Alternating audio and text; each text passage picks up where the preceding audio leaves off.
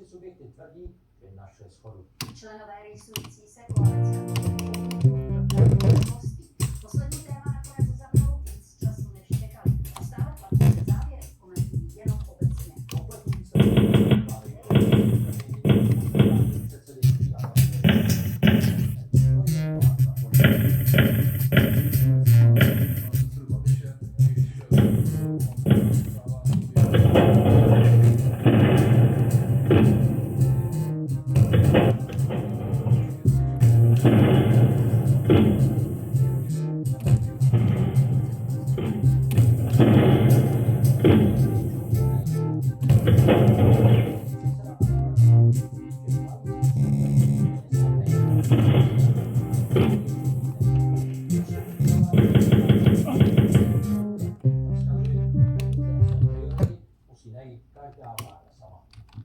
Tady jde všechno podle plánu. Na jeho východním úseku Pražského okruhu začínají dělníci řidiče na D1.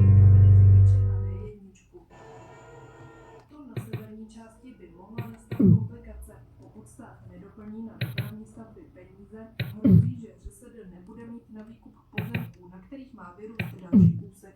A podle vznikající koalice nebude příští rok možné zahájit budování D35 a dalších projektů. Pravděpodobně